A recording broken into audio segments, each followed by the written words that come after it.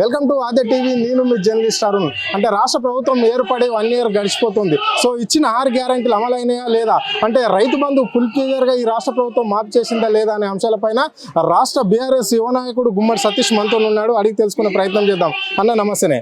అన్న చెప్పండి అన్న, ఏందన్న ఈ 1 year పాలన ఏ విధంగా ఉంది, రాష్ట్ర ప్రభుత్వం ఎట్లా పోతుంది ముందుకు? కాంగ్రెస్ పాలన 1 year అయిపోయింది కనుక ఇంకా ప్రజలకు పాలన అందించడంలో దిగజారిపోయింది ఈ కాంగ్రెస్ పాలన. 6 గ్యారెంటీలు ఇస్తామని ఈయన పక్షాన ప్రజలందరూ వ్యతిరేకించి గ్రామాన మండలు రాష్ట్ర స్థాయిలో మొత్తము అల్లకొల్లారంగా సంభిస్తుంది ఈ సంస్థ మొత్తము. అంటే ఇప్పుడు 6 గ్యారెంటీలు ఇస్తామన్నారు, ఏ ఒక్క హామీ నెరవేర్చలేదు ఈ ప్రభుత్వం అని చెప్పేసి మీరు అంటున్నారు. ఓకే, మరి రైతు భరోసా పైసలన్నా మినిమం రైతులకు ఇచ్చిందా ఈ ప్రభుత్వం? రైతు భరోసా అన్నది 100 రోజులలో మేము వేస్తున్నాం మా ప్రభుత్వం రాగానని రేవంత్ రెడ్డి పెద్ద మాటలు మాట్లాడి రాష్ట్రంలో ప్రజలందరూ మోసం చేసి ప్రజాపాలనని ప్రజలకు మోసం చేసే పాలన రేవంత్ రెడ్డి ప్రభుత్వం గనక రైతులకు చేస్తామన్నది మొండి చేయి చూపెట్టింది. ఆడాడ చినుకులు ఎట్లా పడతాయో ఆన ఇది కూడా అట్లట్లా చేసి రైతులకు మోసం చేసిన ఏకైక ఈ కాంగ్రెస్ ప్రభుత్వము ప్రజలందరూ తిరిగి మరి వాళ్ళను తరిమి కొట్టే రోజులు వచ్చింది కనుక వాళ్ళకు ఇంకా అలజడ ఉంది. ప్రభుత్వం చెయ్యది, కాంగ్రెస్ ప్రభుత్వం చెయ్యది.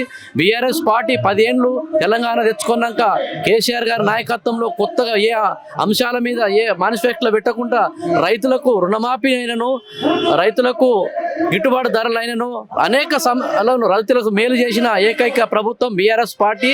అది మనకు అందరికీ ప్రజలకు తెలిసింది కనుక.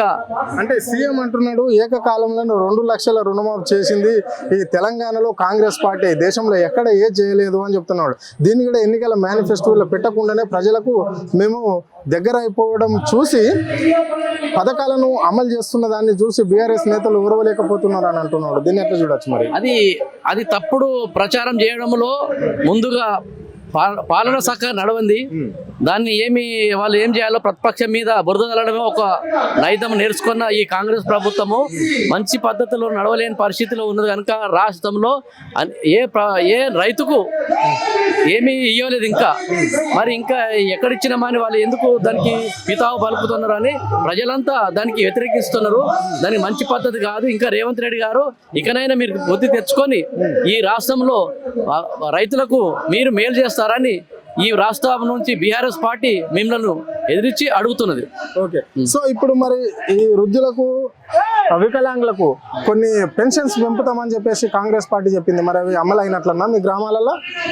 2,000 రూపాయలు బీఆర్ఎస్ పార్టీ 10 ఏళ్ళ నుంచి 200 రూపాయలు ఉన్న కాంగ్రెస్ ప్రభుత్వం ఇచ్చింది కనుక 2,000 చేసి వృద్ధులకు వికలాంగులకు 4,000 అయినను ఇస్తామన్నారు. 3,000 మన ప్రభుత్వం ఇచ్చింది బీఆర్ఎస్ పార్టీ ఉన్నప్పుడు కనుక ఇప్పుడు 4,000 ప్లస్ 6,000 ఇస్తామన్నారు. కానీ మరి ఎక్కడ ఇచ్చిర్రు?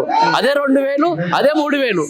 మరి ఇంకా దానికి మేము చేస్తున్నాం అని ప్రజాపాలన అనేది కాదు, ప్రజలకు వ్యతిరేక పాలన నడుపుతున్న ఈ రేవంత్ రెడ్డి ప్రభుత్వము మంత్రులు ఎక్కడ హైదరాబాద్లో కూర్చొని ఎమ్మెల్యేలు ఎక్కడ వాళ్ళ సంక్షేమం కోసమే, వాళ్ళ వ్యక్తిగత సంక్షేమం కోసం చూస్తారు కనుక రేపు పంచాయతీ ఎలక్షన్లో ఒక ఎమ్మెల్యేను కూడా ఒక గ్రామానికైనా ఒక మండలికైనా ఒక స్థానికమైన రానియకుండా ప్రజలంతా తిరగబడుతున్నారు రైతులందరూ. ఇది ముందు జాగ్రత్తగా. Okay, right. ఇది పరిస్థితి. గ్రామాలలో కాంగ్రెస్ నాయకులు తిరిగే పరిస్థితి లేదు అని చెప్పేసి మనకు సతీష్ గారు స్పష్టంగా చెప్పడం జరిగింది. అంటే మీరు ఇచ్చిన 6 గ్యారంటీలలో ఏ ఒక్క హామీ కూడా ఫుల్ ఫెజర్గా నిర్వహించలేదు. అంటే ఒక మహాలక్ష్మి పథకం తప్ప ఏది కూడా మీరు చేయలేరు. గ్యాస్ మాఫీ అన్నారు, గ్యాస్ కూడా చేయలేదు. కరెంటు మాఫీ అన్నారు, కరెంటు చేయలేదు. అంటే మినిమం వికలాంగులకు కావచ్చు, లేకుంటే ముసలి వాళ్ళకు కావచ్చు, ఆ పెన్షన్లు కూడా కరెక్ట్ ఇచ్చిన పాపం లేదు. ఓన్లీ మా బీఆర్ఎస్ గవర్నమెంట్లోనే మేము చేసిన పెన్షన్ ఇప్పటికీ అదే పెన్షన్ నడుస్తుంది. ఏడాది అయిపోయింది. మీరు 100 రోజులలో చేస్తామన్న ఈ పాలనలో ఏ ప్రభుత్వం ఏం చేసింది మీ కాంగ్రెస్ ప్రభుత్వం అని చెప్పేసి ఆయన రేవంత్ రెడ్డికి సూటిగా ప్రశ్నించడం అనేది జరిగింది. ఇప్పుడు పంచాయతీ ఎలక్షన్లలో మీరు గ్రామాలకు వస్తే మీ ఎమ్మెల్యేలను, మీ మంత్రులను మీరు కూడా వస్తే తరిమి కొట్టే పరిస్థితి గ్రామాలలో కనిపిస్తుంది. మీరు తస్మాత్ జాగ్రత్త అని చెప్పేసి సీఎంకు సతీష్ హెచ్చరించడం అనేది అయితే జరిగింది. కెమెరా పర్సన్ ప్రవీణ్తో అరుణ్, ఆద్య టీవీ, హైదరాబాద్.